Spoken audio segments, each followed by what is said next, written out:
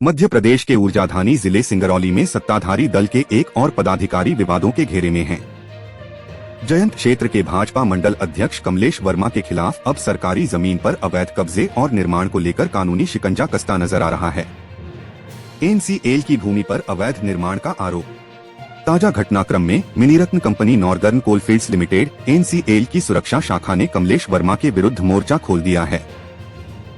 Company का आरोप है कि वर्मा ने एनसीएल की अधिग्रहित भूमि पर अवैध रूप से कब्जा कर वहां मकान का निर्माण कराया है। असम के शिवसागर से विधायक और रायजोर दल के अध्यक्ष अखिल गोगोई ने मंगलवार को भारतीय जनता पार्टी बीजेपी पर विशेष पुनरीक्षण प्रक्रिया के दौरान पार्टी के असमर्थक लाखों मतदाताओं के नाम हटाने की साजिश रचने का आरोप लगाया। गोगोई ने दावा किया कि असम बीजेपी अध्यक्ष दिलीप सैकिया के निर्देश पर प्रत्येक विधानसभा क्षेत्र से लगभग 10,000 मतदाताओं के नाम काटने की योजना बनाई गई है। उन्होंने कहा कि यह मामला 4 जनवरी की शाम एक वर्चुअल बीजेपी बैठक में चर्चा का विषय था, जिसकी बातचीत उन्होंने सुन ली। समावेशी एवं सतत स्वास्थ्य सेवाओं की दिशा में एक सशक्त कदम उठाते हुए एनटीपीसी विंध्याचल द्वारा दिनांक 7 जनवरी 2026 को विंध्य अस्पताल में एक मेगा नेत्र जांच शिविर का आयोजन किया गया। इस शिविर से 813 लाभार्थी लाभान्वित हुए, जिससे समाज को दृष्टि और आशा का अमूल्य उपहार प्राप्त हुआ। विस्तृत जांच के उपरांत लगभग 300 लाभार्थियों को मोतियाबिंद ऑपरेशन हेतु चिन्हित किया गया, जबकि 11 मामलों में लघु शल्य चिकित्सा की अनुशंसा की गई। यह पहल रोके जा सकने वाले अंधत्व की रोकथाम एवं जीवन की गुणवत्ता में सुधार के प्रति स्टेशन की प्रतिबद्धता को दर्शाती है। शहर के हरसोली रोड स्थित ज्ञानानंद आश्रम में बुधवार को ज्ञानानंद महाराज की 52 पुण्यतिथि समारोह पूर्वक मनाई गई।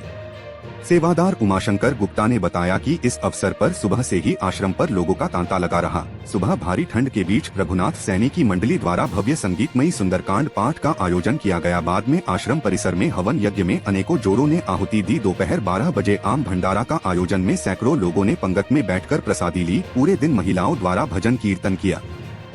कांग्रेस जिला अध्यक्ष बलराम यादव के नेतृत्व में जिला स्तरीय गांधी जीवन दर्शन समिति की एक विशेष बैठक आयोजित की गई। बैठक में भाजपा सरकार द्वारा मनरेगा योजना से महात्मा गांधी के नाम में परिवर्तन व संशोधन किए जाने को लेकर कड़ा विरोध जताया गया।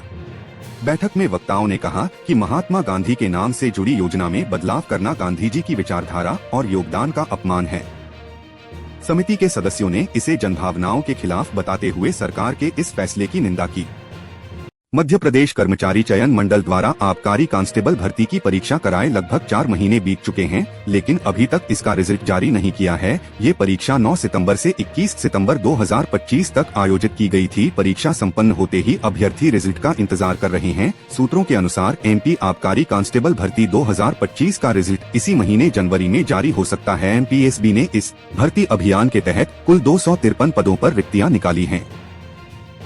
इनमें 72 पद अनारक्षित वर्ग के लिए निर्धारित हैं, जबकि 26 पद आर्थिक रूप से कमजोर वर्ग के अभ्यर्थियों को मिलेंगे। अस्पताल में मरीज और उसके परिजनों को कई दिक्कतों का सामना करना पड़ता है, जिसमें सबसे जरूरी भोजन की परेशानी होती है। इसी उद्देश्य को लेकर बैतूल सेवा समिति भोजनशाला की जिला अस्पताल परिसर में बुधवार को सेवानिवृत्त पटवारी कचरू देशमुख के 80वें जन्मदिन पर भर्ती मरीजों और उनके परिजनों को सम्मान पूर्वक भोजन करवाया गया। इस मौके पर सेवानिवृत्त राजस्व निरीक्षक बाबूराव देशमुख ने कहा कि अपनी खुशियों के मौके पर सेवा कार्य करने से आनंद दुगना हो जाता है। कचरू देशमुख ने बताया कि वे हमेशा अपने जन्मदिन और परिजनों के जन्मदिन, वर्षगांठ आदि पर ऐसे ही सेवा कार्य करते हैं। पर्यावरण संरक्षण और आने वाली पीढ़ियों के भविष्य को सुरक्षित करने के उद्देश्य से एनएसयूआई द्वारा एक पेड़ भविष्य के नाम अभियान के तहत पौधारोपण कार्यक्रम आयोजित किया गया।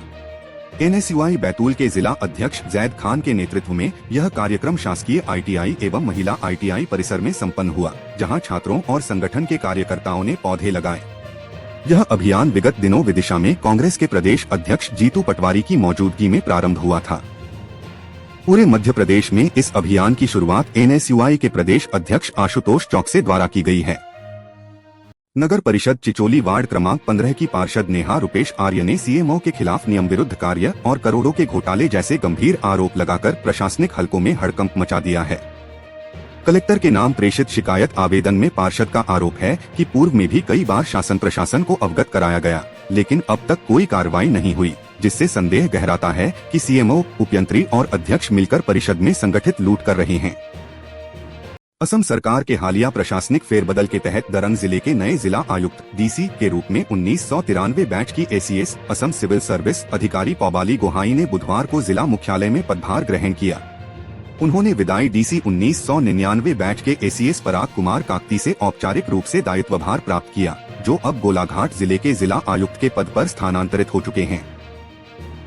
पदभार ग्रहण करने से पूर्व पौबाली गोहाई असम सरकार के गृह एवं राजनैतिक विभाग की सचिव के रूप में कार्यरत थीं तथा जेल महानिदेशक आईजी प्रिजन्स असम का अतिरिक्त दायित्व भी संभाल रही थीं। नगर पालिक निगम सिंगरौली द्वारा सुव्यवस्थित आवागमन को सुनिश्चित करने हेतु सड़कों आसपास दुकान लगाकर आवागमन प्रभावित करने वालों के विरुद्ध कार्यवाही की जा रही। इसी क्रम में नगर निगम के अतिक्रमण प्रभारी विपिन तिवारी के द्वारा नगर निगम वार्ड क्रमांक 32 इंदिरा चौक रोड पर सड़क में दुकान लगाकर सब्जी फल का विक्रय करने वाले व्यापारियों को समझाई दी गई कि सड़क पर अतिक्रमण कर सब्जी दुकान संचालित नहीं करे। आप सभी लोग सब्जी मंडी पर दुकान संचालित करें।